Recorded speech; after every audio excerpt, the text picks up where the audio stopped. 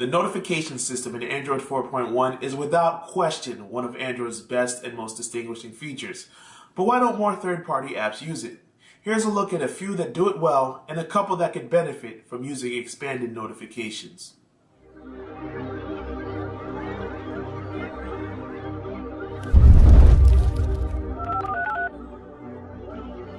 This is a music control app.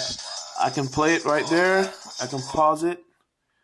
I can close it and then have a different view like that. And if I want, I can just tap on the album cover and it brings me into the app and allows me to do more than just see a notification. It takes advantage of the notification section and does more than just your standard audio app. Otherwise, you have a battery app here. As you see, I can scroll it down if I don't want to take up the whole space. But let's say I'm away from my charger. I want to get an idea of how much time I have left on it. I can see a little breakdown of where I am so far of usage. I can turn off some settings. So let's say I want to turn off sync, which is going to use up a lot of battery. And then I can close it. And then I can go about my business, and now I have something that's going to last a little longer. This is really cool because it's another example of a developer thinking of ways to not just send a notification, but provide a shortcut, a nice utility of something that's valuable to you. Let's see another example, which is beautiful widgets. As you see, it's a very cold 23 degrees today. And when I scroll down, I get a forecast of what it's going to be like later today. It's not going to get any better. So that's a good way for me to know that. So knowing that information, I can just close it back up and go about my business. Moving along, let's say you want to read the news. Okay, there's Post, which is one of my favorite news readers. It gives you an idea that says, hey, there's some new articles that you might want to read. But I don't want to have to tap into the article to see if something grabs my eye. So a cool feature is when I drag down, it gives me a little preview saying, okay, here's 3 particular posts that you might be interested in. So I can scroll it to dismiss it, or I can say, you know what, this thing about ESPN, maybe that's interesting. I tap on it, it brings me to the article. So you could just as easily wait until you launch the article itself and browse through posts, but it's nice to have the option of getting a quick preview, which is kind of what Google was going for when they announced enhanced notifications. This is something that more apps should take advantage of.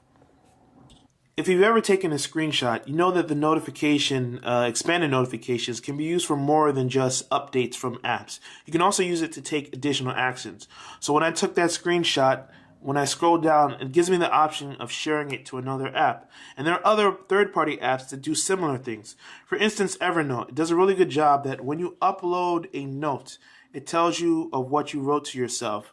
So I can scroll down and say, that's not what I meant to say. I can edit it, or I can share it to another application and tap into the Android share function. So now it's going to launch Evernote and do that. That's a good way of going about things. Once you've saved a note, you get additional options that you might have missed, or you might have failed to do before and didn't know that you were able to do. There's another app that does something similar to that, which is more of a notification side. For instance, Plume. It's a Twitter app. When I get an @ reply, it gives me the option of tapping directly to reply to the message. So without even having to launch Plume, I can just type my message to this person and go in there. Or I can also retweet directly, so I don't even have to do anything. I tap the retweet button, it uses the native Twitter retweet, and I go about my business. There are other apps that do that. Falcon Pro, for instance, is one example.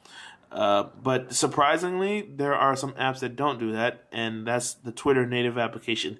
This is a big failure for Twitter to not realize that there's more I can do. But of course, Twitter's probably not going to do that because they want you to launch the app all the time, so you can see their ads that they plan to put in later or do some other stuff. But it'd be better off if they gave me the option of using the expanded notifications like some third-party apps do.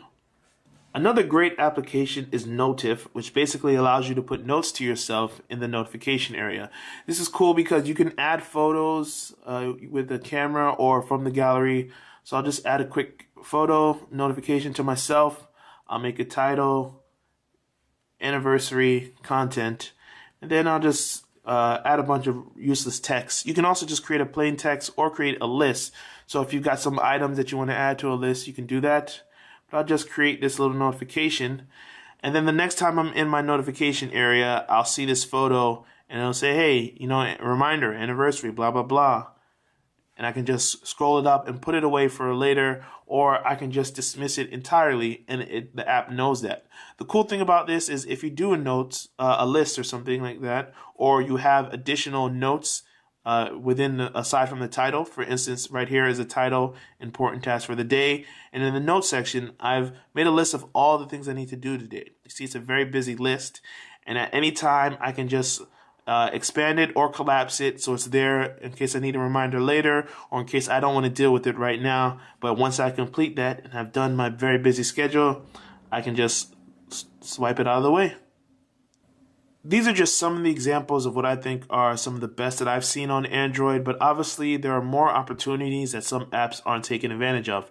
For instance, eBay tells me that an item is ending soon and it cuts off. It doesn't give me the full picture. It would be great if I could just tap and then raise my bid or something within notifications instead of have to tap, wait for the next screen to load, see what the item is, and then maybe do increase my bid.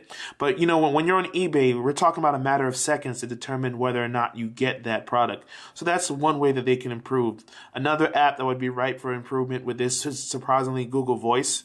You know, it'd be great if I could have the same type of extended actions that I get with the standard Google texting app if I had it with Google Voice. LinkedIn would be another example when I get a notification for connections or anything like that, just expanding. So these are just some examples of what I think are the best and some where it could be the best. If you've got any suggestions, feel free to let us know in the comment section below. This is Andrew from mobileburn.com. Thanks for watching.